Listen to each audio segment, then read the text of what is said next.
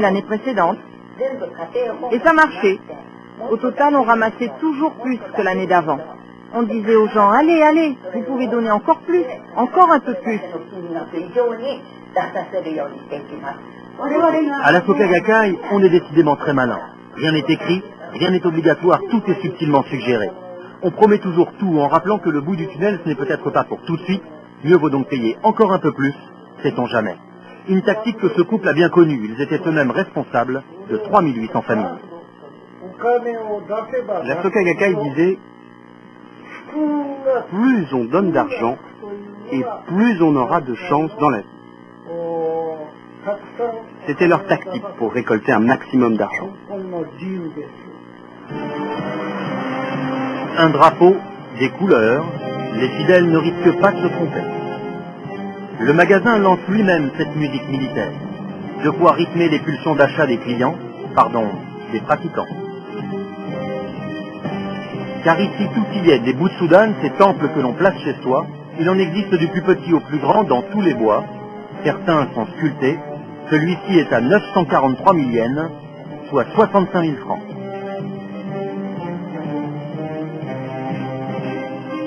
Et tant pis si le religieux côtoie tous les genres, même les jouets. Ce mélange ne gêne visiblement personne, enfin presque.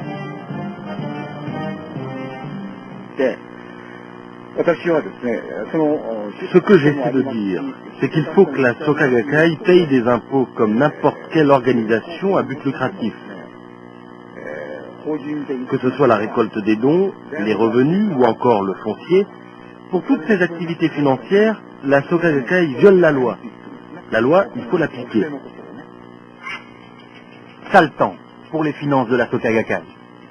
Son cimetière au bas du mont Fuji a été le théâtre d'une des plus grosses affaires d'évasion fiscale au Japon. Le fisc, après une longue enquête, a reproché à l'organisation d'user de ses droits de statut religieux à des fins commerciales, et ce sur des transactions de pierres tombantes. La secte avait omis de verser l'équivalent de 92 millions de francs. Elle a dû verser 30 millions de francs d'arriérés d'impôts et a fini par reconnaître les faits. C'était en 1991. L'affaire a provoqué une rupture décisive et définitive dans l'histoire de la Soka Gakkai. L'ordre religieux installé ici, jusque-là affilié à la Soka Gakkai, prononce son exclusion.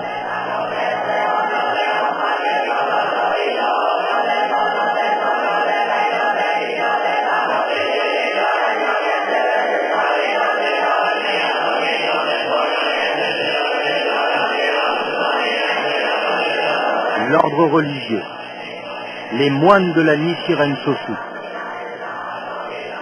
Ils sont les véritables garants d'un certain Nichiren Daishonin, moine du XIIIe siècle, auteur de cette doctrine, de ce bouddhisme réputé dur et intransigeant.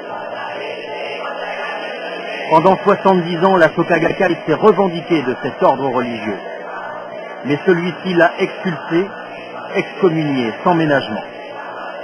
Ces agissements ont été jugés incompatibles avec la doctrine.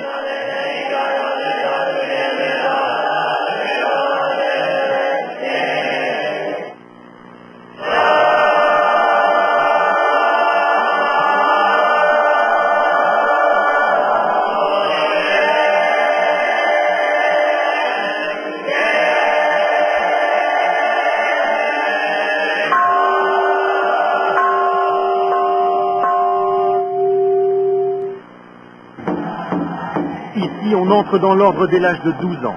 Pendant 6 ans, on accepte une discipline de fer, pas de vacances, impossibilité de voir ses parents jusqu'à la majorité. Une vie monacale, faite d'enseignement général et bouddhique, rythmée par 2 heures de prière quotidienne, dont une dès 2h30 du matin. Autant dire qu'ici, on ne rigole pas avec les principes.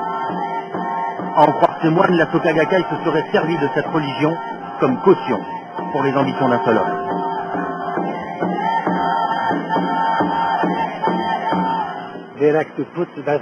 Ils ont voulu placer Daisaku Ikeda au centre, l'élever au rang de Bouddha. Ils le considèrent comme un roi, comme un dieu. Ils veulent créer un royaume, leur propre royaume. Avec eux, il n'y a qu'une seule voie à suivre. Let's welcome SCI President Daisaku Ikeda. Ovationné. Adulé. Sensei, le maître, c'est précisément son surnom dans l'organisation. Ce jour-là, le maître s'est montré sous un nouveau jour. Il avait une bien curieuse manière de propager la foi.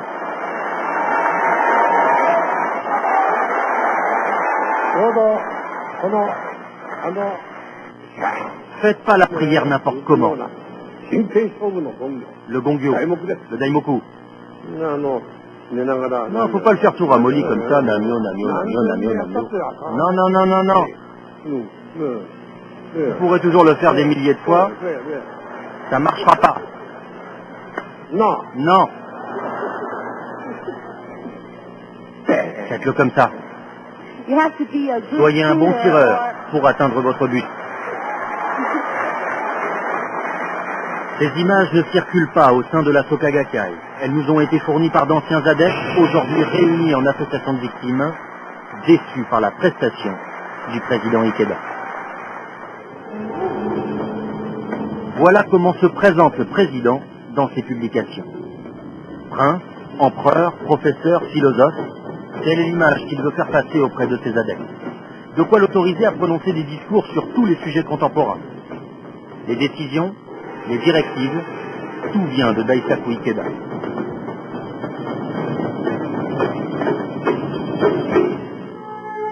C'est encore lui qui est à l'initiative du Sekkyo Shimbun, le 3e quotidien du pays. Celui-ci tire à 6 millions d'exemplaires. Source de revenus considérables, moyen de propagande impressionnant. Chaque jour, 2 pages sont entièrement consacrées aux activités de l'organisation.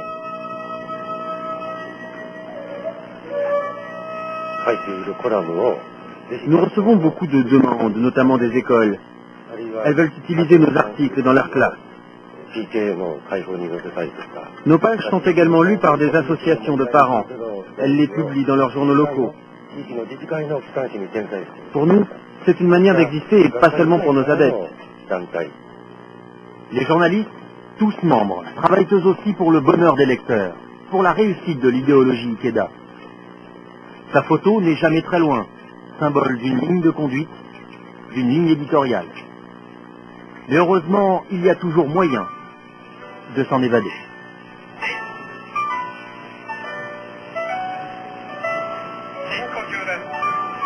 Entre 2 gymnastiques, les journalistes sont parfois contraints aux excuses. Ce fut le cas lors de l'affaire des écoutes du Parti communiste. 2 membres de la Soka Gakkai avaient été condamnés pour avoir écouté pendant 1 mois 2 hauts dirigeants du Parti communiste japonais. C'était en 79.